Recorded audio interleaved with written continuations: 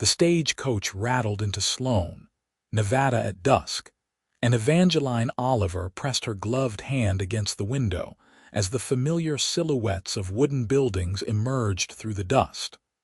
Her heart hammered against her ribcage with such force she thought it might crack right through the bones. 5 years had passed since she fled this God-forsaken town in the middle of the night, her reputation destroyed, and her spirit crushed under the weight of accusations she could never quite escape. Now, at 23 years old, she was returning to settle her late father's estate, a man who had refused to speak to her after the scandal that drove her away. The driver called out, and the horses slowed to a halt in front of the general store. Evangeline gathered her carpetbag and stepped down onto the dusty Main Street, her boots sinking slightly into the sandy earth. The Nevada heat still lingered even as the sun dipped toward the horizon, painting the sky in shades of burnt orange and deep purple. She stood there for a moment frozen as memories assaulted her from every direction. The church where she once sang in the choir, the schoolhouse where she had taught children to read, the saloon where everything had fallen apart. Well, I'll be damned. The voice came from behind her, deep and warm like whiskey poured over smooth stones. Evangeline turned slowly, her breath catching in her throat as she found herself looking up into the weathered but handsome face of Owen Ortega. He stood there in his dusty riding clothes, a worn leather vest over a faded blue shirt, his dark hair curling slightly beneath his hat. His brown eyes held recognition and something else, something that made her knees feel suddenly weak. "Owen," she managed, her voice barely above a whisper. He removed his hat, holding it against his chest as a slow smile spread across his face. It was not the mocking smile she expected, not the cruel twist of lips that she had braced herself to encounter. Instead, it was genuine, reaching all the way to his eyes and crinkling the corners in a way that made her remember the boy he had been before life had hardened them both. "Welcome home, Evangeline." Those 3 words struck her like a physical blow. Welcome home. As if she had any right to call this place home after what had happened. As if the entire town had not turned their backs on her when Robert Hastings, the banker's son, had accused her of stealing from the church funds and trying to seduce him when his advances failed. As if her name had not become synonymous with shame and disgrace. "I am only here to settle my father's affairs," she said stiffly, straightening her spine and lifting her chin. "I will be gone within the week." Owen replaced his hat and stepped closer, close enough that she could smell leather and sage and something distinctly masculine. "Your father passed 3 months ago. The lawyer has been trying to reach you. I received the letter in San Francisco only 2 weeks ago. I came as soon as I could arrange passage." She shifted her carpetbag from one hand to the other, uncomfortable under his steady gaze. "I assume the boarding house is still in operation." "It is, but Mrs. Henderson sold it last year to a couple from Carson City. They might not have a room available." He paused, seeming to consider something. "My ranch is about 3 miles outside town. I have a guest room. You would be welcome there." Evangeline felt heat rush to her cheeks that had nothing to do with the Nevada sun. "I could not possibly impose. That would be highly inappropriate. My sister Maria lives with me now. She married a man from Mexico, but he died in a mining accident last year. She came home to help me run the ranch. It would be perfectly respectable." His eyes softened. "Evangeline, I know what people said about you. I never believed a word of it." She felt tears prick at the back of her eyes and blinked them away furiously. In 5 years, she had built walls around her heart, teaching herself not to care what anyone thought, not to let their judgments wound her. But standing here in the fading light with Owen Ortega looking at her like she was something precious rather than something soiled, those walls began to crack. "Why would you help me?" she asked, her voice breaking slightly. "We were never even friends." "That is not entirely true," he said quietly. "I used to watch you teach the children. I thought you were the kindest person in this whole town. And that night when everything happened, I saw Robert Hastings leaving the church. He was angry, cursing to himself. I saw him stuffing something into his coat, but my testimony would not have mattered. His father owned half the businesses in Sloan, and mine was just a struggling rancher trying to keep his family afloat after my father died." Evangeline stared at him, her mind reeling. "You saw him that night?" "I did, and I have regretted my silence every day since." He reached out as if to touch her arm, then seemed to think better of it and let his hand fall back to his side. "Let me make it right. Let me help you now." She should refuse. She should maintain her dignity and find her own way as she had been doing for 5 years. But she was tired, bone tired, and the thought of facing the cold stares and whispered gossip alone made her want to climb back on that stagecoach and never return. "Just until I can arrange other accommodations," she heard herself say. Owen's smile returned, and he took her carpet bag without asking permission. "My horse is tied up outside the saloon. It is a short ride to the ranch." They walked down the main street together, and Evangeline felt eyes on them from every window and doorway. She kept her head high, refusing to give them the satisfaction of seeing her cower. Owen seemed oblivious to the stares, greeting several people they passed with casual friendliness. When they reached his horse, a sturdy bay gelding, he secured her bag to the saddle and then swung up easily before reaching down for her. "Put your foot on mine and I will pull you up." Evangeline hesitated only a moment before accepting his help. His hand was strong and calloused as it gripped hers, and she found herself seated behind him on the horse, her arms awkwardly trying to find a place to hold on. "You will need to hold on to me," Owen said, a hint of amusement in his voice. "The trail can be rough." She wrapped her arms around his waist, feeling the solid warmth of him through his shirt. Her cheek pressed against his back as he urged the horse into a steady trot. And despite everything, despite all the pain and uncertainty that lay ahead, Evangeline felt something she had not felt in 5 long years. She felt safe. The ranch appeared as they crested a small rise. A modest but well-maintained homestead with a barn, a corral holding several horses, and a house that glowed with lamplight from its windows. Chickens scattered as they rode into the yard, and a dog came bounding out, barking excitedly until Owen called it to heel. A woman appeared in the doorway, wiping her hands on her apron.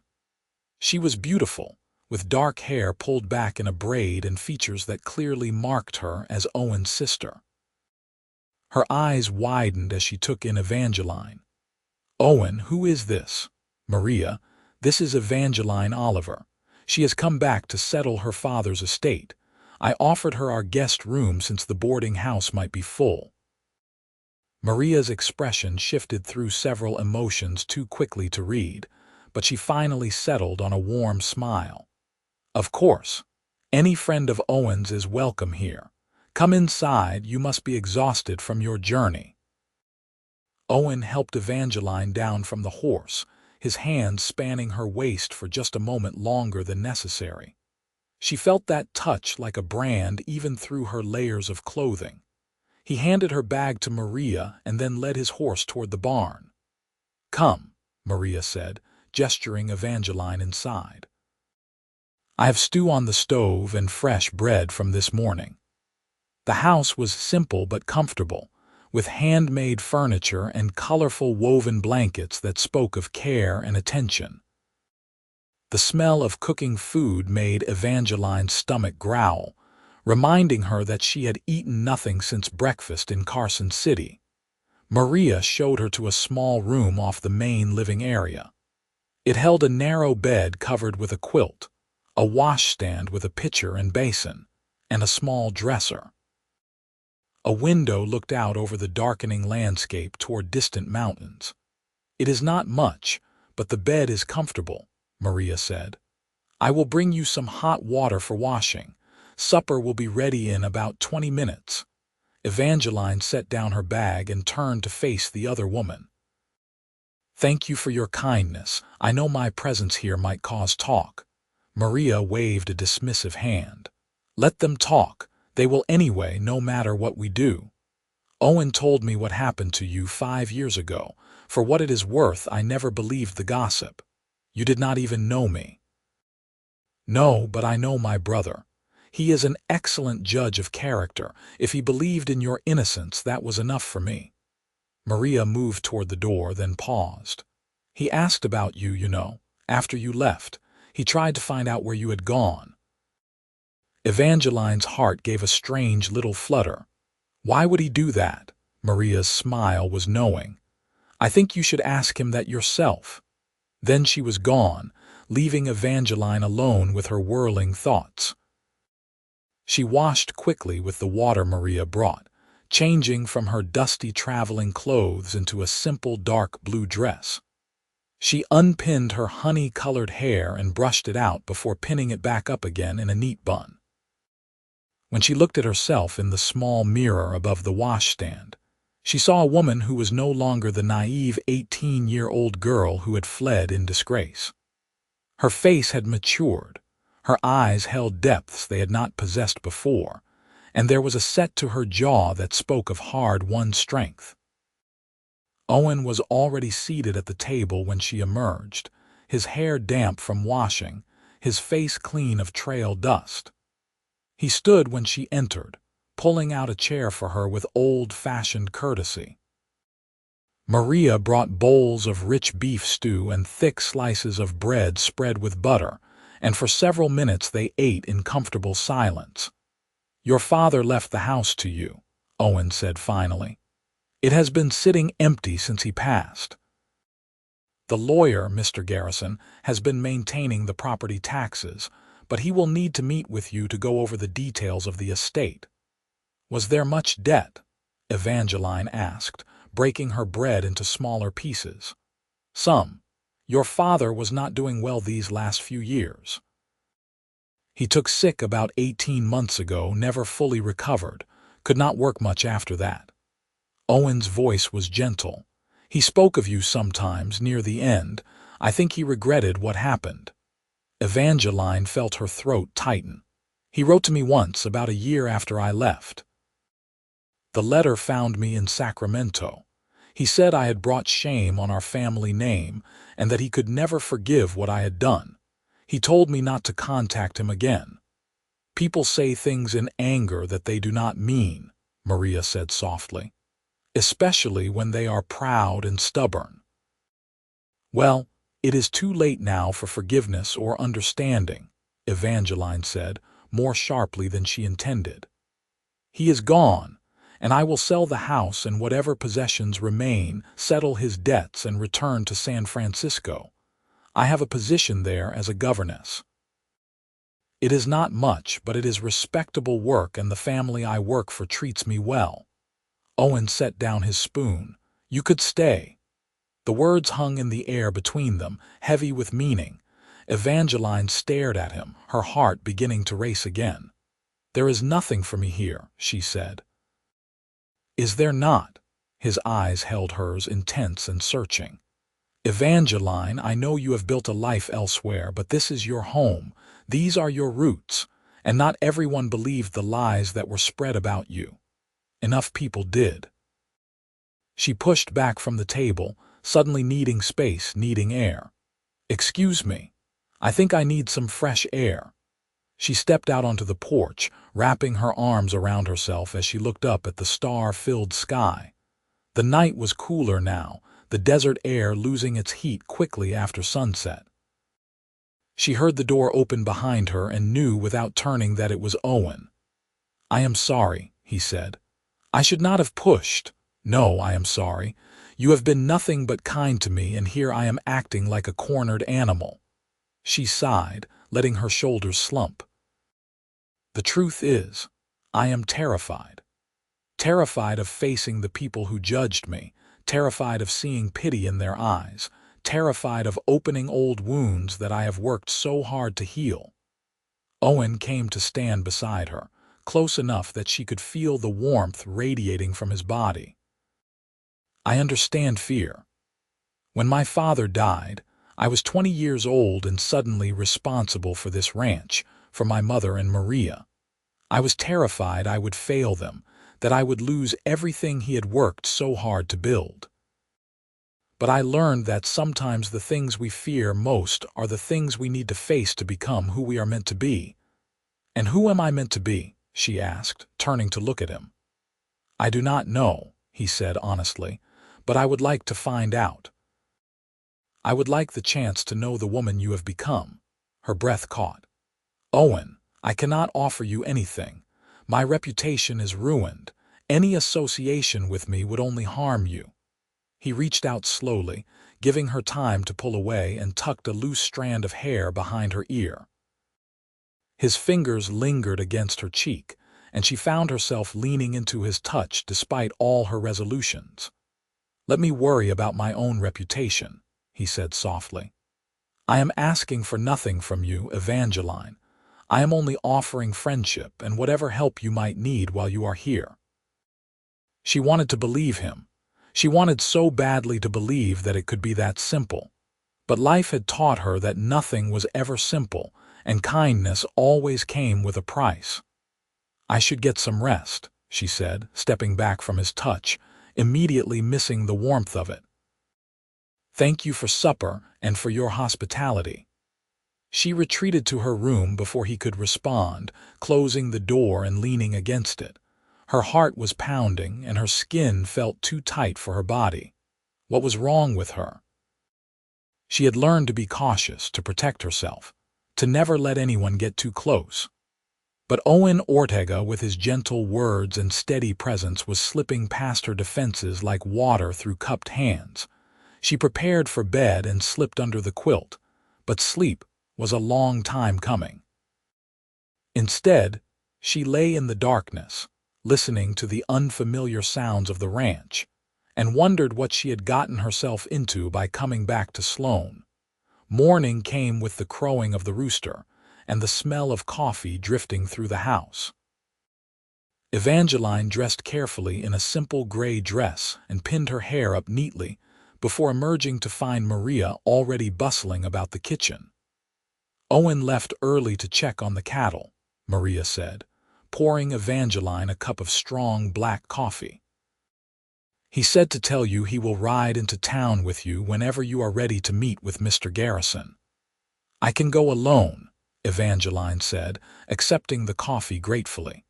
He has work to do and I have already imposed enough. Maria raised an eyebrow. You have not imposed at all. And Owen wants to accompany you. Let him. He does not offer his help lightly. Evangeline sipped her coffee, considering.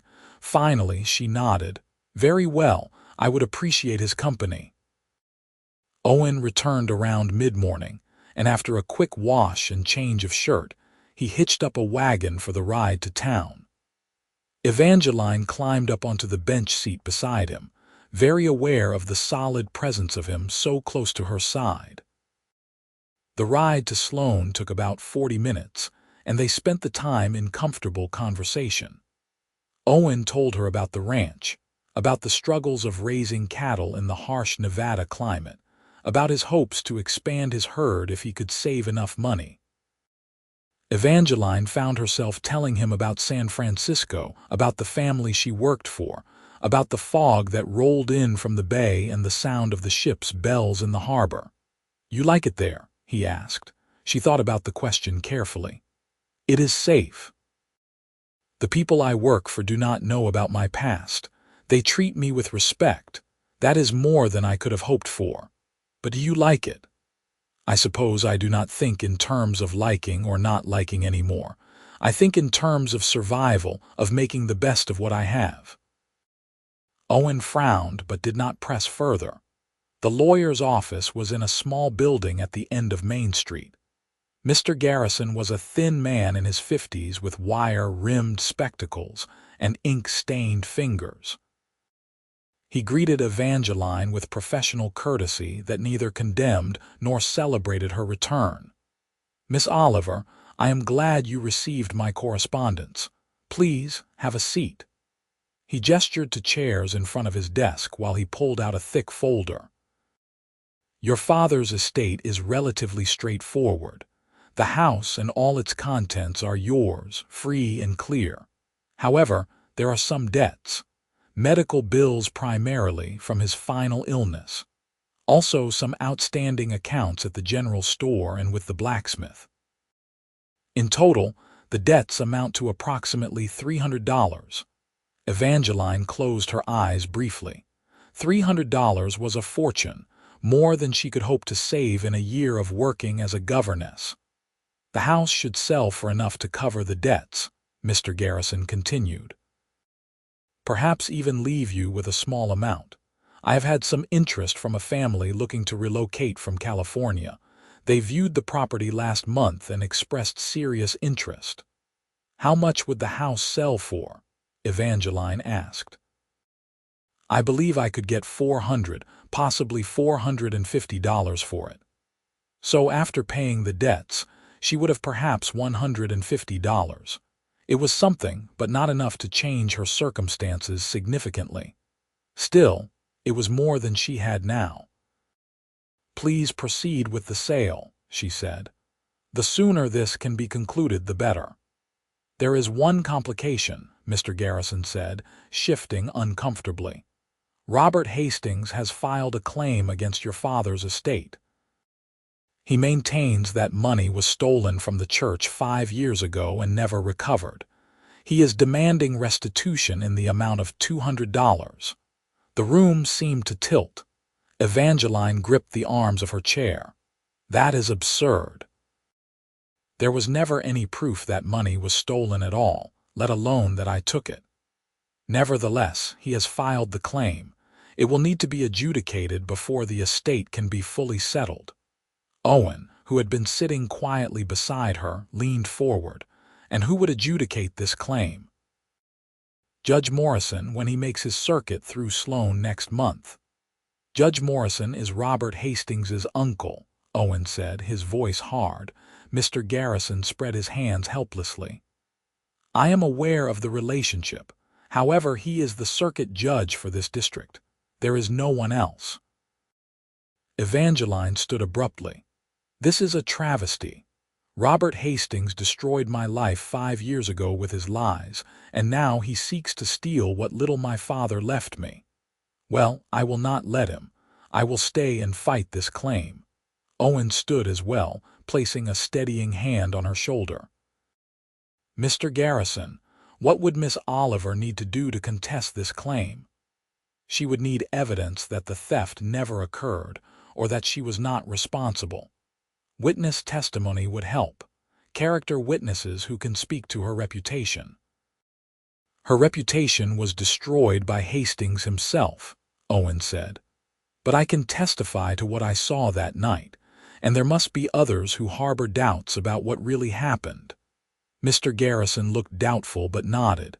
"You have 1 month until Judge Morrison arrives. I suggest you use that time wisely." They left the office in grim silence. Evangeline felt numb, the old shame and anger rising up to choke her. She had been foolish to think she could simply settle her father's affairs and leave. The past was never truly past. It always found a way to reach out and drag you back. Owen helped her up into the wagon and then climbed up beside her. Instead of heading back toward the ranch, he guided the horses toward the edge of town, stopping at a small cemetery on a hillside overlooking the desert. "I thought you might want to visit your father's grave," he said gently. Evangeline nodded, not trusting her voice.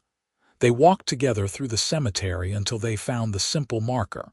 Samuel Oliver, it read. Born 1827, died 1885. Beloved father. She stood there staring at the words, feeling nothing. No grief, no sadness, no relief. just a vast emptiness where her feelings for her father should have been. "He was proud of you once," Owen said quietly. "Before everything happened, he used to brag about you at the mercantile. How smart you were, how kind, how the children loved learning from you. And then he turned his back on me when I needed him most," Evangeline said, her voice flat. "He chose to believe a lie rather than trust his own daughter. People are complicated. They fail us in ways we never expect. But that does not mean the love was not real at some point." She turned to face him. "Why do you care so much? We barely knew each other 5 years ago. Why are you doing all of this?" Owen removed his hat, running his fingers through his hair in what she was beginning to recognize as a nervous gesture. "Because I failed you once, and I cannot live with failing you again. Because I watched an innocent woman be destroyed by gossip and lies, and I said nothing. Because I am tired of being a coward. You are not a coward. I was, but maybe I can be better now," he met her eyes. "And because from the moment I saw you step off that stagecoach, I felt something I have not felt in years. Hope. The hope that maybe life could be more than just surviving, more than just going through the motions." Evangeline's heart was racing again, that dangerous fluttering that she knew she should suppress. "Owen, you barely know me. Then let me know you. Stay, fight this battle. Let me help you clear your name once and for all. And maybe, if we are lucky, we can find out what this thing between us might become." She wanted to say yes. She wanted it so badly it frightened her. But the walls she had built were high and strong, and she could not simply tear them down because a handsome cowboy with kind eyes was asking her to. "I need time to think," she said. "Take all the time you need. But know that I am here, and I am not going anywhere." They stood there in the cemetery as the sun climbed higher, the heat beginning to build, and Evangeline felt something shift inside her. Perhaps it was time to stop running. Perhaps it was time to stand and fight. Over the next few days, Evangeline settled into a strange routine at the ranch. She helped Maria with the cooking and cleaning, grateful for the purposeful work that kept her hands busy and her mind occupied. Owen was often gone during the day, tending to the ranch work, but in the evenings he would return and they would sit on the porch together, talking as the stars came out. She learned that he had inherited the ranch at 20, when his father died of a sudden heart attack. His mother had passed 2 years later from pneumonia, leaving Owen and Maria to fend for themselves.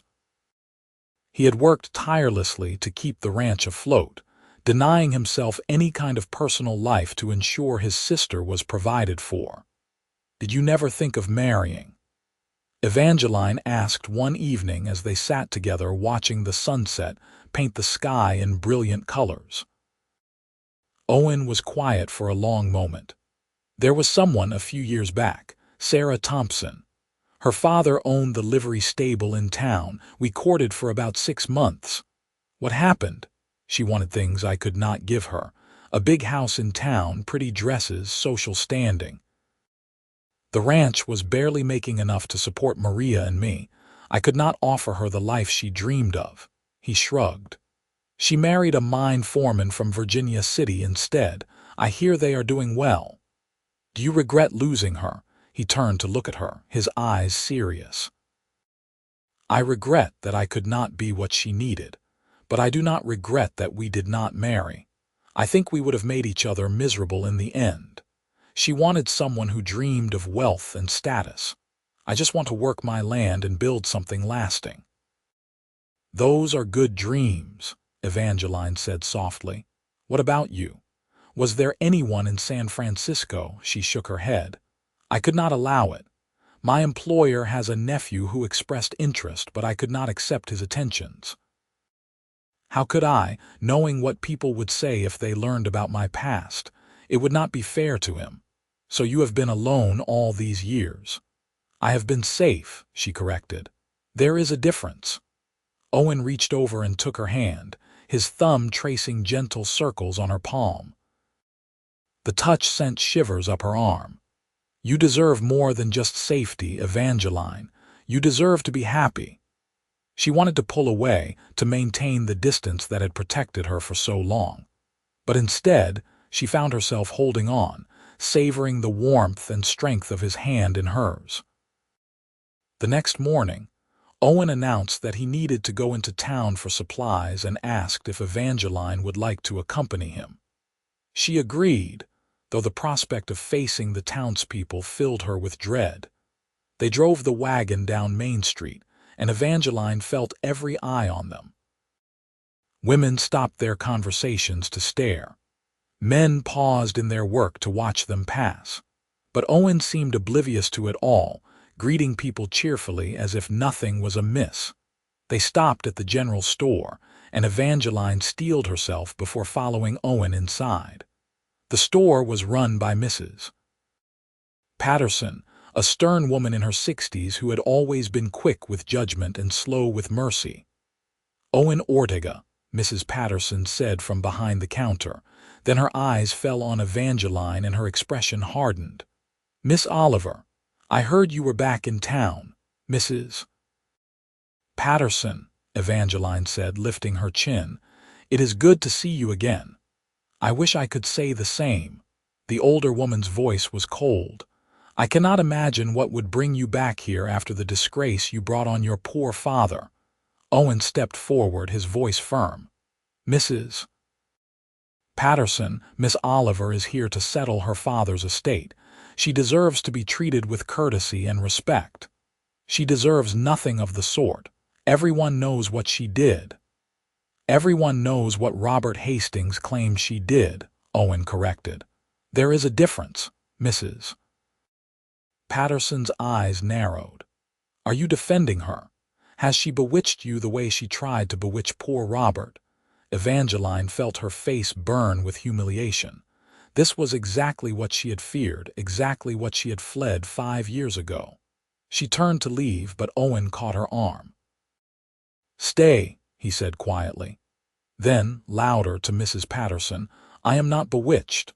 I am simply choosing to act with Christian charity rather than cruel gossip. Perhaps you should consider doing the same." He gathered the supplies he needed quickly, paid for them, and guided Evangeline back outside. She was shaking, struggling to hold back tears of anger and shame. "I should not have come," she said. "This was a mistake." "No," Owen said firmly. "They are the ones who are wrong. You have nothing to be ashamed of." "Easy for you to say. You are not the one they are calling a thief and a seductress." He set the supplies in the wagon and then turned to face her, his hands gentle on her shoulders. "Listen to me. I know it hurts. I know it feels impossible. But if you run now, they win. Robert Hastings wins. Is that what you want?" She took a shuddering breath. "No, but I do not know if I have the strength to fight." "You have more strength than you know, and you do not have to fight alone. I am with you. Maria is with you. We will find others who will stand up for the truth." As if summoned by his words, a voice called out from across the street. "Evangeline Oliver, is that really you?" Evangeline turned to see a young woman hurrying toward them, her face bright with genuine pleasure. It took a moment before recognition dawned. Claire Henderson." "It is Claire Murphy now," the young woman said, laughing. "I married Tom Murphy 2 years ago. Oh, Evangeline, I cannot believe you are here. I have thought of you so often over the years." Evangeline remembered Claire as one of her students, a bright girl of about 13 when everything had fallen apart. She would be 18 or 19 now, a grown woman. "It is good to see you, Claire. You look well. And you look just as lovely as I remember." Claire glanced at Owen, and a knowing smile played on her lips. "Mr. Ortega, taking good care of our Evangeline, I hope." "Doing my best," Owen said with a slight grin. Claire turned serious. "Evangeline, I want you to know that I never believed what they said about you. You were the kindest teacher I ever had. You made me love reading and learning. My mother did not believe the gossip either. She always said there was something fishy about the whole business. "Thank you," Evangeline said, her throat tight with emotion. "That means more than you know." "Will you be staying in town? Please say you will. I would so love for you to meet my Tom and our baby daughter." "I may be staying for a little while," Evangeline said, surprising herself. "There are some legal matters to attend to." Claire's face lit up. "Wonderful. You must come to supper tomorrow night. Please say yes." Evangeline found herself agreeing, and as Claire hurried off with promises to send her husband with the wagon to collect them, she felt a small spark of something she had not felt in years. It felt like hope. The visit to Claire and Tom Murphy's modest home the next evening was a balm to Evangeline's wounded spirit. The young couple lived in a small house on the outskirts of town, and they welcomed Evangeline and Owen with genuine warmth. Baby Emma was 6 months old, plump and happy, and Evangeline found herself holding the infant while Claire finished preparing supper. Tom Murphy turned out to be a quiet but kind man who worked as a carpenter. Over a meal of roasted chicken and vegetables, he told them that he had always had doubts about the theft accusation. "My father did some work for the church around that time," Tom said. "He mentioned that the financial records were in disarray, that they had been poorly kept for months. It always seemed convenient that the missing money was noticed right after you turned down Robert Hastings's courtship." "Robert was courting Evangeline?" Owen asked, his jaw tightening. "If you could call it that," Claire said with a snort. "He was pestering her, more like. Coming around the schoolhouse, trying to walk her home, bringing her gifts she did not want. My friend Susan saw him grab Evangeline's arm once, and she told him in no uncertain terms to leave her alone." "I never knew that," Owen said, looking at Evangeline. She shifted uncomfortably. "I did not want to make trouble. Robert's father was on the town council. I thought if I simply remained firm in my refusals, he would eventually lose interest. Instead, he destroyed you," Owen said, anger simmering in his voice. "What are you going to do?" Tom asked. "Robert is still in town. He works at his father's bank now, and I heard he has filed some kind of claim against your father's estate. She is going to fight it," Owen said before Evangeline could respond. "We are going to find the truth and expose Robert Hastings for the liar he is." Tom and Claire exchanged a look. Then Tom said, "We will help however we can. My father might remember more details about those church records. And Claire, did not your mother say something once about seeing Robert with extra money around that time?" "She did," Claire said, nodding. "She thought it was strange because Robert was always complaining about his father keeping him on a tight allowance. But suddenly, he had money for drinks at the saloon and new clothes. The pieces were starting to come together. If they could prove that Robert had access to the church money, that he had the opportunity and motive to steal it and blame Evangeline, perhaps they could finally clear her name. Over the next 2 weeks, Evangeline and Owen worked tirelessly to gather evidence and testimony. They spoke to people who had known her, who had witnessed Robert's pursuit of her, who remembered strange details about that time. Claire's mother, Mrs. Henderson, proved to be a wealth of information. She had noticed Robert spending more money than usual in the weeks after the theft was reported. She had also heard him arguing with his father about wanting a position at the bank, threatening to reveal something embarrassing about the family if he was not given what he wanted. Tom's father, the carpenter, still had his old work journals and was able to confirm that the church's financial records had been in chaos long before Evangeline was accused. He had mentioned it to the pastor at the time, but his concerns had been dismissed. Even more surprisingly, they found an ally in Ben Carter, who ran the saloon. He had been reluctant to speak at first, concerned about losing business from the Hastings family. But when Owen promised to make up any financial losses, Ben admitted that Robert had come into the saloon the night of the alleged theft, drunk and angry, talking about how he would teach someone a lesson. He had been flashing money around, buying rounds for the house, which was completely out of character for a man known to be tight with his coins. Slowly but surely, they were building a case.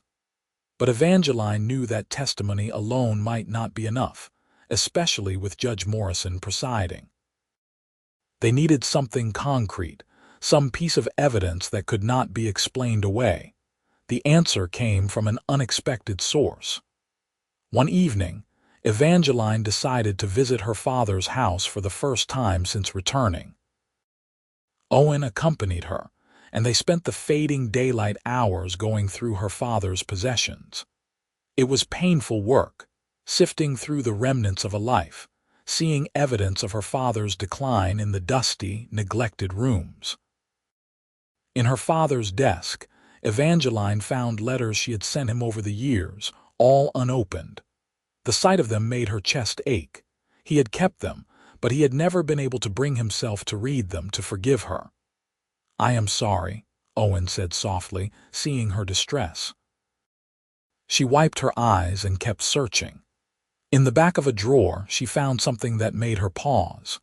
It was a letter addressed to her father, dated a year ago. The handwriting was shaky, barely legible, but she could make out enough to understand what she was reading. It was from Pastor Williams, the minister who had been at the church 5 years ago. He had since retired to live with his daughter in California, but apparently he had written to her father near the end of his own life. The letter was a confession of sorts. Pastor Williams wrote that he had been troubled by how the theft accusation had been handled. He admitted that he had been pressured by Richard Hastings, Robert's father, to accuse Evangeline publicly. Richard had made substantial donations to the church and had threatened to withdraw his financial support if the pastor did not comply. The pastor had been weak, had given in to the pressure, and had carried the guilt of it for 5 years. He begged Samuel Oliver's forgiveness for his role in destroying an innocent girl's life. Evangeline's hands were shaking as she finished reading. "This is it. This is the proof we need." Owen read the letter over her shoulder, his expression grim. "This changes everything. Pastor Williams was coerced into accusing you, and it was Richard Hastings who did the coercing, which strongly suggests that Robert was guilty and his father knew it. Will it be enough? It has to be. Combined with all the other testimony we have gathered, it paints a clear picture. Robert Hastings stole that money, blamed you when you rejected him, and his father covered it up to protect the family name. They took the letter to Mr. Garrison the next day, along with written statements from everyone they had interviewed. The lawyer read everything carefully, his expression growing more serious by the minute. "This is explosive," he said finally. "If this becomes public, it could destroy the Hastings family's reputation in this town." "Good," Evangeline said fiercely. "Let them feel what I felt. Let them know what it is like to be judged and condemned by everyone they know." Mr. Garrison looked at her over his spectacles. "Miss Oliver, I understand your anger, but are you certain you want to pursue this? The Hastings family is powerful. They will fight back viciously. Your life could become very difficult." "My life has been difficult for 5 years," Evangeline said. "I am tired of running. I am tired of being ashamed of something I did not do. I want my name cleared, whatever the cost." "Very well. I will present this evidence to Judge Morrison when he arrives. I will also file a motion to dismiss Robert Hastings's claim against your father's estate." He paused. "I should warn you that Judge Morrison will likely recuse himself given his relationship to the Hastings family. This could mean a delay while we wait for another judge to be assigned." "I can wait," Evangeline said. "I have waited 5 years. I can wait a little longer for justice." As they left the lawyer's office, Owen took her hand. It had become natural between them, this casual touching, this comfort in each other's presence. Evangeline had stopped fighting it, had allowed herself to lean into the warmth of his attention. "I am proud of you," he said. "I know this is not easy. I could not do it without you," she admitted. "You have given me strength when I had none left." He stopped walking and turned to face her, right there on Main Street where anyone could see. "Evangeline, these past few weeks with you have been the happiest of my life. I know the timing is terrible. I know you have so much else to worry about right now. But I need you to know that my feelings for you are not just about wanting to help you or right a wrong. I am falling in love with you. I think I have been since the moment you stepped off that stagecoach."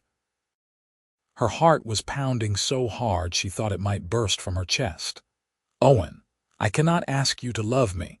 My future is so uncertain, and even if we clear my name, there will always be those who believe the worst. I do not care what anyone believes. I care about you. I care about the woman who reads to Maria in the evenings, the woman who helped birth a calf last week without complaint, even though she ruined her dress, the woman who has survived 5 years of exile and shame and still has kindness in her heart." He cupped her face in his hands. "I love you, Evangeline Oliver, and I would be honored if you would let me court you properly." Tears were streaming down her face now, but they were not tears of sadness. "I love you too," she whispered. "I have been so afraid to let myself feel it, but I do. I love you so much it terrifies me." He kissed her then, soft and gentle and full of promise, right there on Main Street in front of God and everyone. Let them talk. Let them judge. She had spent 5 years caring what other people thought, and she was done with it. All that mattered was this man, this moment, this love that had found her when she least expected it. When they finally pulled apart, she saw several townspeople staring at them from various doorways and windows. But she also saw Claire Murphy grinning at them from across the street, giving them an enthusiastic wave. Maybe not everyone in Sloan was against her.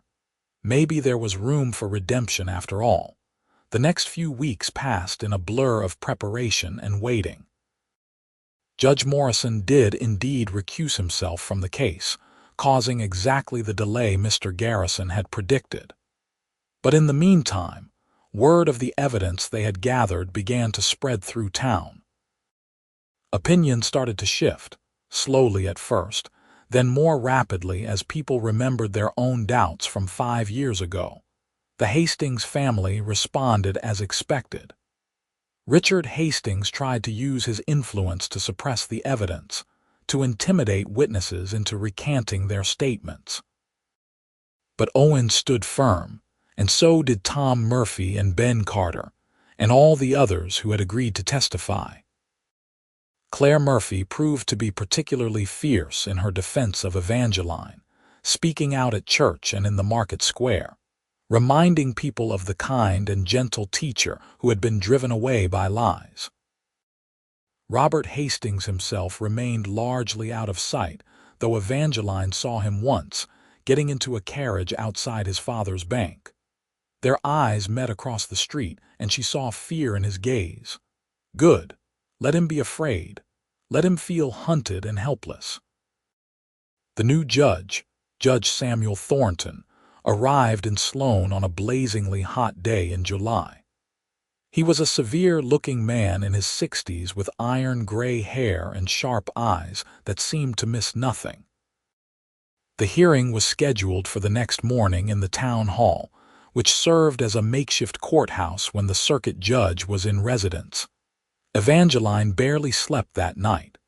She lay in bed at the ranch, listening to the sounds of the desert, and wondered what the morning would bring. Would Judge Thornton see the truth? Would he be swayed by the Hastings family's influence?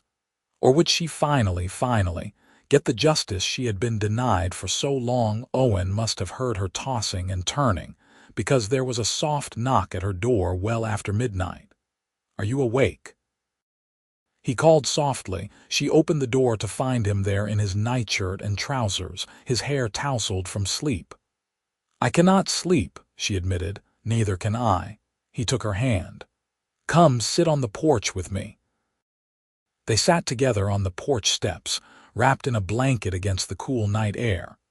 Owen put his arm around her shoulders and she leaned into his warmth. "Whatever happens tomorrow," he said, "we will face it together. If the ruling goes against you, we will appeal. We will fight for as long as it takes. And if I am vindicated, then you will have to decide what you want to do. You could return to San Francisco if that is what you choose, or you could stay here, with me." He paused. "I am hoping you will choose to stay." She turned to look at him, memorizing the strong lines of his face in the moonlight. "I have already made my choice. I choose you. I choose us.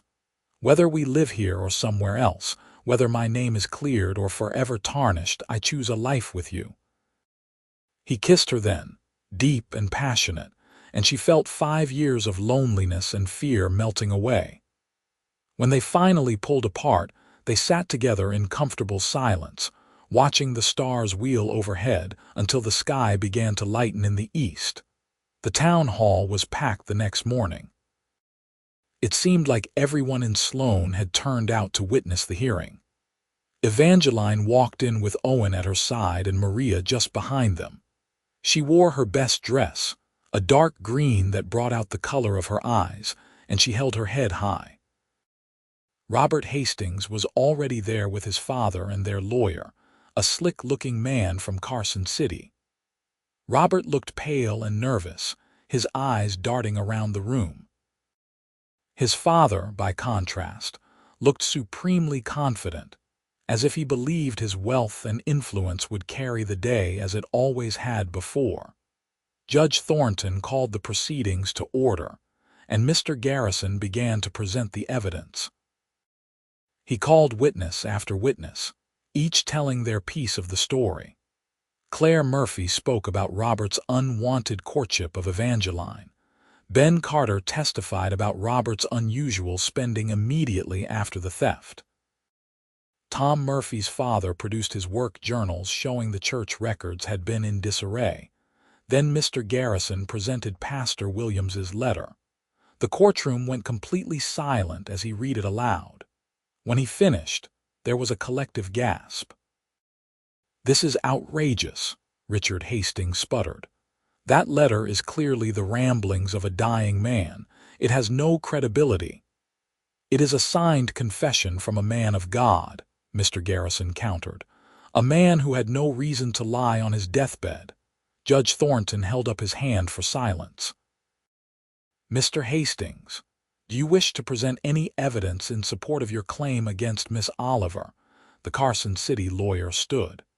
"Your Honor, my client maintains that the theft occurred as originally reported.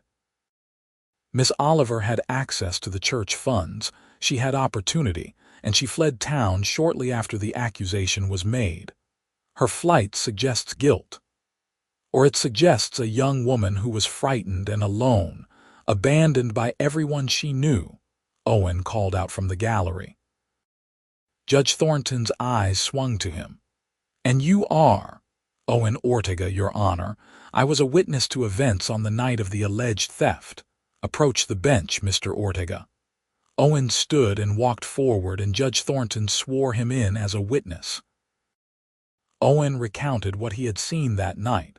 Robert leaving the church in an agitated state, stuffing something into his coat, cursing to himself. "Why did you not come forward with this information 5 years ago?" Judge Thornton asked. "Because I was young and scared and I knew my word would not be valued over that of a Hastings," Owen said honestly. "It is a decision I have regretted every day since." Judge Thornton nodded slowly. Then he turned to Robert Hastings. "Mr. Hastings, I would like to hear from you directly. Did you steal money from the church and blame Miss Oliver?" Robert stood, his face now ashen. His father grabbed his arm, whispering urgently, but Robert shook him off. "I do not have to answer that," Robert said. "No, you do not. Judge Thornton agreed, "but your silence will be noted." He sat back in his chair, steepling his fingers. "I have heard enough. It is clear to me that the original accusation against Miss Oliver was based on circumstantial evidence at best and deliberate fabrication at worst. The evidence presented today strongly suggests that Mr. Robert Hastings was in fact the perpetrator of the theft, and that he used Miss Oliver as a convenient scapegoat when she rejected his romantic advances." "Your Honor, I must protest," Richard Hastings's lawyer began. "Your protest is noted and overruled," Judge Thornton said sharply. "The claim against Miss Oliver's father's estate is dismissed with prejudice. Furthermore, I am ruling that Miss Oliver's name be publicly cleared of all wrongdoing. A formal exoneration will be entered into the court records." He looked directly at Evangeline. "Miss Oliver, on behalf of this court and this town, I apologize for the injustice you have suffered. You are free to settle your father's estate without impediment." The courtroom erupted in noise. Some people were cheering, others were arguing. Evangeline sat frozen, unable to quite believe what she had just heard. Cleared, exonerated, free. Owen pulled her to her feet and into his arms, and she buried her face in his shoulder, overwhelmed with emotion. Maria was there too, hugging them both, laughing and crying at the same time. "It is over," Owen said into her hair. "It is finally over." But it was not quite over. Richard Hastings stood, his face purple with rage. "This is an outrage. I will appeal this decision. I will take it to the territorial governor if I have to." "You are certainly within your rights to do so," Judge Thornton said calmly. "However, I would advise against it. I will be recommending to the sheriff that a full investigation be opened into the theft of church funds, with Mr. Robert Hastings as the primary suspect.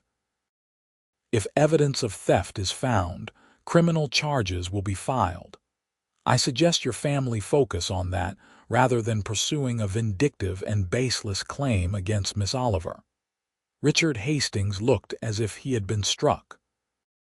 He grabbed Robert's arm and practically dragged him from the courtroom, their lawyer scrambling to follow. As the crowd began to disperse, person after person came up to Evangeline to offer congratulations and apologies. Some of the same people who had shunned her 5 years ago now claimed they had always believed in her innocence. It was hypocritical, but Evangeline found she did not care. She was too happy, too relieved, to hold on to bitterness. Mrs. Patterson from the general store approached hesitantly. "Miss Oliver, I owe you an apology. I was wrong about you. I hope you can forgive an old woman's foolishness." Evangeline took a deep breath. "I forgive you, Mrs. Patterson. We all make mistakes." The older woman's eyes filled with tears. "You are very gracious. Your father would be proud." Maybe he would have been, Evangeline thought. Or maybe he would have remained stubborn and unforgiving until the end. She would never know. But she could choose to believe the best of him, the way he should have believed the best of her. The celebration continued at Tom and Claire Murphy's house that evening. It seemed like half the town turned out, all wanting to welcome Evangeline back into the community. There was food and music and dancing, and through it all, Owen stayed by her side, his hand in hers, his eyes full of love and pride. Late in the evening, when the party was finally winding down, Owen pulled her outside under the stars. "I have something to ask you," he said, suddenly nervous in a way she had never seen him before. Her heart began to race. "Owen," he took both her hands in his, "I know this is fast. I know we have only been courting for a few weeks. But I also know that I have never been more certain of anything in my life. Evangeline Oliver, would you do me the honor of becoming my wife?" She launched herself into his arms, nearly knocking him over. "Yes, yes, 1,000 times yes," he laughed, catching her and spinning her around. When he set her down, he kissed her thoroughly, and she felt happiness bubble up inside her like champagne. "I do not have a ring yet," he admitted. "I wanted to ask my mother's ring from Maria, but I did not want to wait another moment." "I do not need a ring," Evangeline said. "I just need you." They were married 3 weeks later in a simple ceremony at the church, the same church where so much pain had begun 5 years earlier. But this was a new beginning, a reclaiming of sacred space for joy rather than sorrow. Claire stood up as Evangeline's maid of honor, and Tom Murphy served as Owen's best man. Maria cried through the entire ceremony, happy tears that she kept trying to wipe away with her handkerchief. The town turned out for the wedding, filling the pews and spilling out onto the street. Even Mrs. Patterson came, bringing a beautiful quilt she had made as a wedding gift. As Evangeline and Owen exchanged vows, promising to love and cherish each other for all their days, she felt a profound sense of peace settle over her. She was home. She was loved. She was exactly where she was meant to be. The reception was held at the ranch, with tables set up in the yard and lanterns strung between the trees. There was dancing and laughter and toasts to the happy couple. Ben Carter provided free drinks from the saloon, his contribution to the celebration. Mr. Garrison gave a speech about justice prevailing. Claire Murphy sang a beautiful song about love enduring all things. As the evening drew to a close and the guests began to depart, Evangeline and Owen slipped away to the house. Maria had tactfully arranged to spend the night with the Murphys, giving the newlyweds privacy. Owen carried Evangeline over the threshold, both of them laughing like children. "Welcome home, Mrs. Ortega," he said, setting her down gently. "I like the sound of that," she said, reaching up to loosen his tie. That night, as they came together for the first time as husband and wife, Evangeline marveled at how far she had come. 5 years ago, she had left this town broken and ashamed, believing she would never know happiness again. But here she was, in the arms of a man who loved her with his whole heart, a man who had fought for her and believed in her when she could not believe in herself. The months that followed were the happiest of Evangeline's life. She settled into her role as Owen's wife and the mistress of the ranch with surprising ease. Maria became not just a sister by marriage, but a true friend. Together, they worked to make the ranch prosper, adding chickens and a vegetable garden, selling eggs and produce in town to supplement the income from the cattle. Evangeline also returned to teaching, this time holding classes at the ranch for children whose families lived too far from town to attend the regular school. She taught them to read and write and cipher, and she poured into them all the love and knowledge she possessed. Owen would often come in from the fields at midday and stand in the doorway, watching her teach with a smile on his face.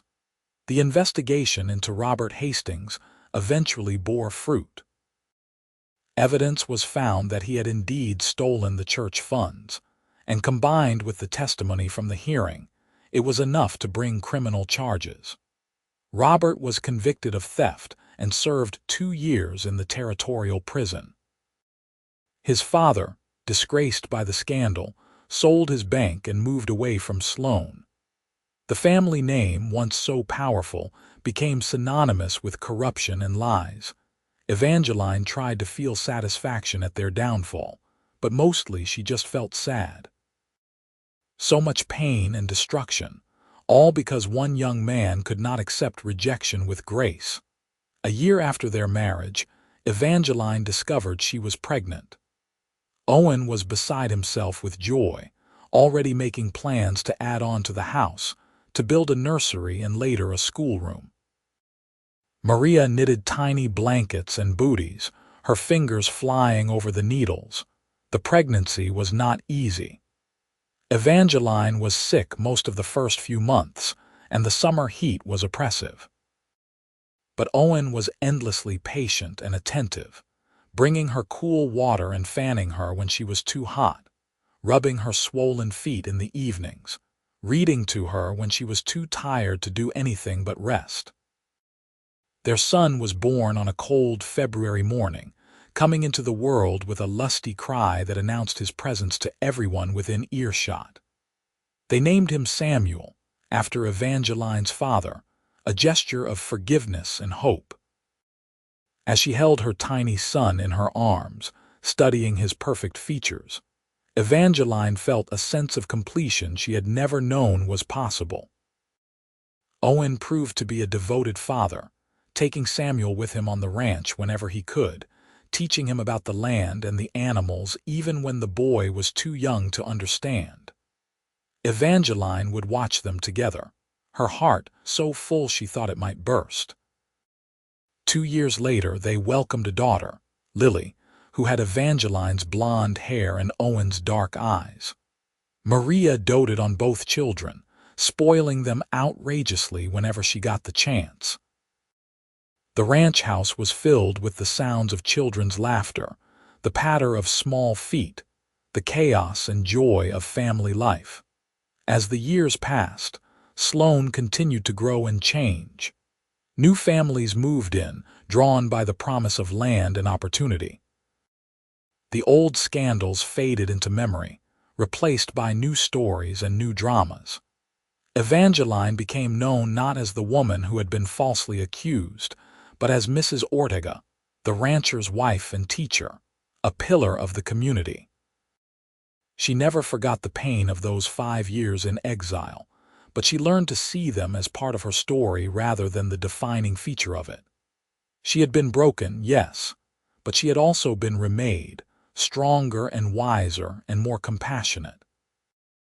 Her suffering had taught her empathy for others who struggled, and she used that empathy in her teaching and in her interactions with everyone she met.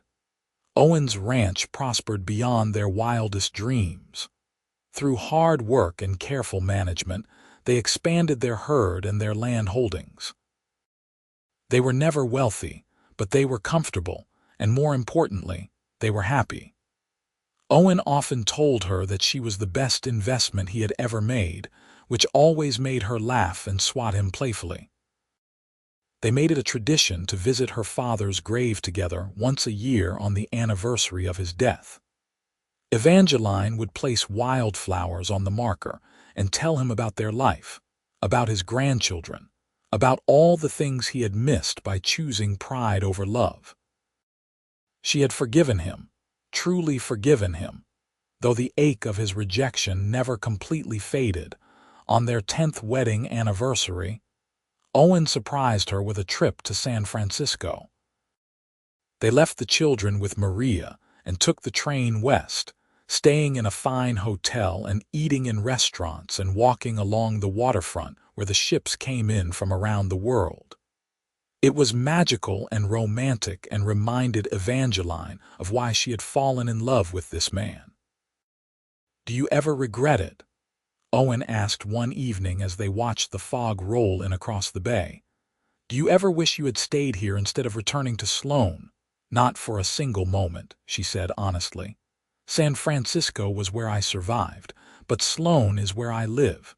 You are where I live." He pulled her close, kissing the top of her head. "I love you, Evangeline Ortega. I will love you until my last breath and beyond." "And I love you," she whispered. "You gave me my life back. You gave me everything." They returned to Sloan refreshed and ready to dive back into the rhythm of ranch life. Samuel was now 9 years old, already showing signs of becoming a fine horseman like his father.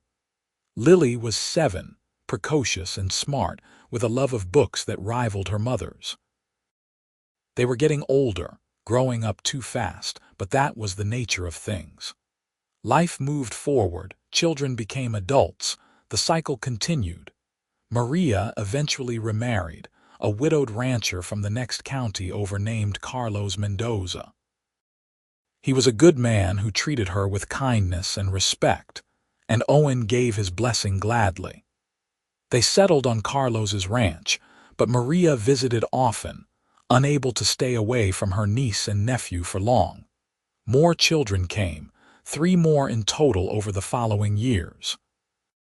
Twin boys, James and Joseph, born when Evangeline was 32, and finally another daughter, Rose, who arrived when Evangeline was 36, and whom they all agreed would be their last. Their home was chaotic and loud and full of love, exactly the way Evangeline had always dreamed a home should be. Evangeline continued teaching well into her 40s, only retiring when her own children were grown and had children of their own. She had taught 3 generations of Sloan children by then, and had earned a reputation as one of the finest educators in Nevada. The town built a new schoolhouse and named it after her, the Oliver School, which made her cry with pride and gratitude. Owen aged gracefully, his dark hair turning silver at the temples, his face weathering into craggy handsomeness. He still worked the ranch every day, though Samuel and James had taken over most of the heavy labor. He would come in from the fields at sunset and find Evangeline on the porch, and they would sit together in the rocking chairs he had made for her 50th birthday, holding hands and watching the sky change colors. "You remember the day you came back?" Owen asked one evening when they were both in their 60s and had been married for over 40 years. "How could I forget? I was terrified. I thought you were the bravest thing I had ever seen, standing there with your chin up, refusing to be cowed by all the gossip and judgment." He squeezed her hand. "That was the moment I knew I would spend the rest of my life loving you. You said, 'Welcome home.' Those 2 words changed everything." She leaned her head on his shoulder. "Thank you for remembering me. Thank you for believing in me. Thank you for loving me." "It was the easiest thing I ever did," he said simply. As the years continued to pass, they watched their children marry and start families of their own. Samuel took over the ranch, running it with the same dedication his father had shown. Lily became a teacher like her mother, opening a school for girls in Carson City. The twins went into business together, starting a freight company that connected Sloan to the larger world. Little Rose, the baby of the family, surprised everyone by becoming a doctor, one of the first female physicians in Nevada. Evangeline and Owen became the patriarch and matriarch of a large and loving family, their home always open, their table always full. Every Sunday, the family would gather for dinner, children and grandchildren, and eventually great-grandchildren filling the house with noise and joy. Evangeline would look around at all these people, all this love that had sprung from the ashes of her shame and Owen's quiet courage, and she would feel overwhelmed with gratitude. They celebrated their 50th wedding anniversary, surrounded by 3 generations of family and half the town of Sloan. There was a party at the church with dancing and speeches, and so much laughter. Evangeline wore a new dress of soft lavender, and Owen wore his best suit, and they renewed their vows in front of everyone, their voices strong and sure despite their advanced years. "I would do it all again," Owen said that night as they lay in bed, too excited to sleep despite their exhaustion. "Every moment, every choice, every struggle, I would do it all again because it led me to you." "We have been blessed," Evangeline agreed. "So very blessed." Owen lived to be 78 years old, strong and vital until the very end. He died peacefully in his sleep one autumn night, simply failing to wake up one morning. Evangeline held his cooling hand and wept tears that came from the deepest part of her soul. Losing him felt like losing half of herself, the better half, the half that had made her complete.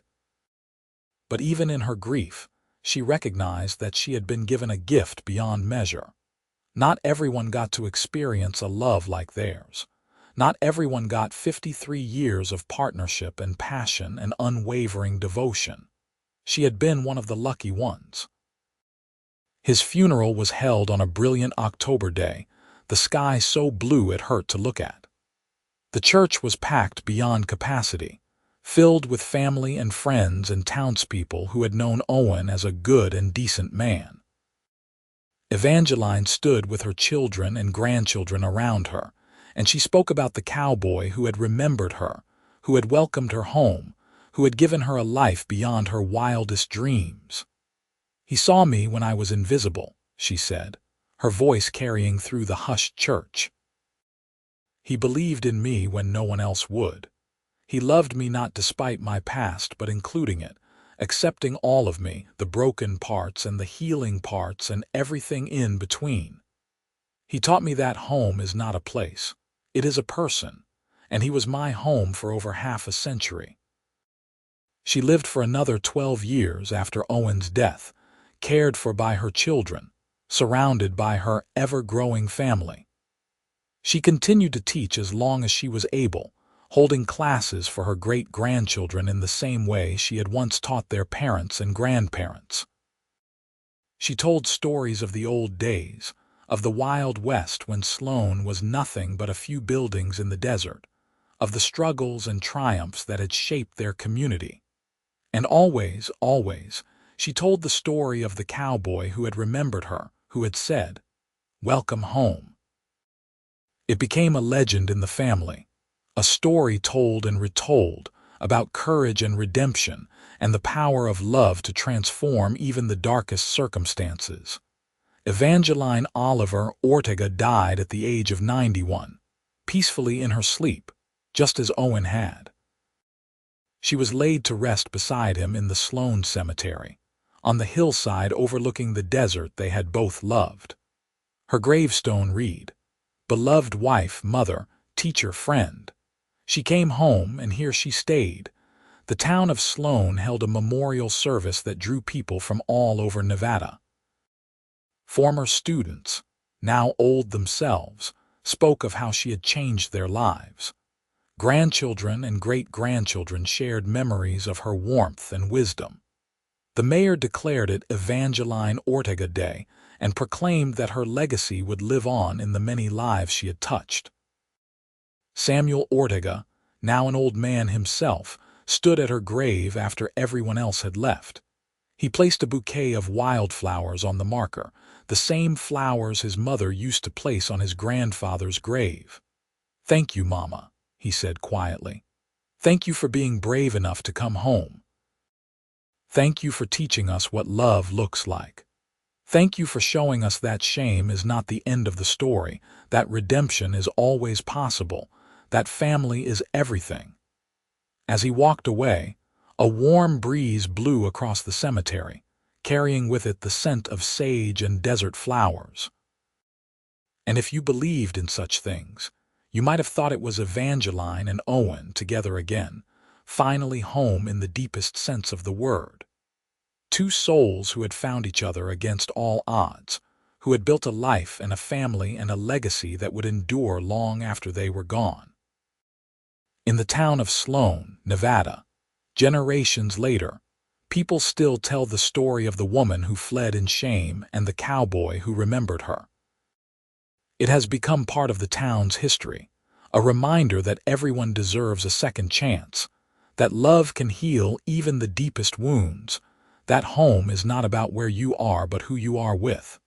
The ranch still stands, now run by the 5th generation of Ortegas.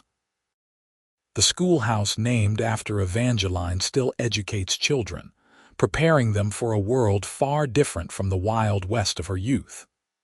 And in the cemetery on the hill, two graves side by side bear witness to a love that transcended time, hardship, and human cruelty.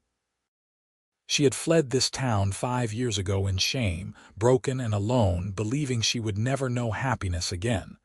But the cowboy who remembered her had said, "Welcome home." And in those two simple words he had given her everything: hope, love, redemption. A future neither of them could have imagined. And it had been, without question, the most beautiful homecoming anyone could ask for. The story of Evangeline and Owen became more than just their story. It became a beacon of hope for anyone who has ever felt lost, anyone who has ever been falsely accused, anyone who has ever needed someone to believe in them when they could not believe in themselves. Their great-great-grandchildren grew up hearing about the courage it took to return to a place that had rejected you, about the power of standing up for truth, even when it was dangerous, about the kind of love that endures through everything. And they carried those lessons forward into their own lives, creating ripples that spread far beyond what Evangeline and Owen could have ever anticipated. The Oliver School continued to grow and thrive, eventually expanding to include a library dedicated to Evangeline's memory. It housed not only books, but also historical documents from Sloan's early days, including the court transcripts from the hearing that had cleared her name. Students would come and read those old records, marveling at the injustice she had faced and the courage she had shown in confronting it. On the 100th anniversary of Evangeline and Owen's wedding, the town held a special celebration. Descendants came from all over the country, gathering in Sloan to honor the couple who had started it all. There was a reenactment of their wedding, with the great-great-granddaughter who most resembled Evangeline playing her role. The church was filled to bursting, just as it had been on that day a century before. The youngest Ortega descendant, a girl of 7 named Evangeline, rose after her illustrious ancestor, read a poem she had written about coming home. Her words were simple but profound, capturing the essence of what her great-great-great-grandmother had experienced. That home was not just a place but a feeling, that belonging was something you could lose and find again, that love had the power to transform everything. As the sun set on that celebration, casting long shadows across the desert, the current generation of Ortegas gathered at the cemetery. They stood around the graves of Evangeline and Owen, sharing stories and memories passed down through the generations. And in that moment, the past and present merged, creating a continuity that transcended time. The story of the woman who fled in shame and the cowboy who remembered her was complete. It had a beginning filled with pain and injustice, a middle full of courage and love, and an ending rich with family and legacy and peace. It was a story of redemption, yes, but more than that, it was a story about the power of one person seeing another, truly seeing them, and choosing to stand with them. Owen had seen Evangeline when she was invisible. He had believed in her when belief seemed foolish. He had loved her when she was unlovable to everyone else. And in doing so, he had not only saved her, but had created something beautiful and lasting that would echo through generations. That is the power of love. That is the miracle of home. That is the gift of being truly seen and truly known and truly cherished. Evangeline and Owen's story was not just their own. It belonged to everyone who had ever needed rescuing, everyone who had ever offered rescue, everyone who had ever dared to believe that tomorrow could be better than today. And so their story lives on, told and retold, a testament to the enduring power of love, courage, and the simple act of saying to someone who feels lost and alone, "Welcome home." Those 2 words, spoken with sincerity and backed by action, have the power to change everything. They changed Evangeline's life. They created a family that would span generations. They built a legacy that would inspire countless others. In the end, it was a love story for the ages, set against the harsh beauty of the Nevada desert in a time when the West was still wild and justice was often hard to find. But it was also a universal story, speaking to truths that transcend time and place. Everyone wants to be seen. Everyone wants to be believed. Everyone wants to come home. Evangeline found her home in Owen. Owen found his purpose in Evangeline. Together they created something that was greater than either of them alone could have achieved. And their descendants, standing now around their graves a century later, understood that they were the living proof of what love could accomplish when it was true and deep and unwavering. The story was over, but the legacy would continue. New generations would be born, carrying forward the strength and courage and capacity for love that Evangeline and Owen had exemplified. The ranch would continue to thrive. The school would continue to teach. The family would continue to grow. And always, the story would be told of the woman who came home and the cowboy who welcomed her. A reminder that redemption is always possible, and love always wins in the end.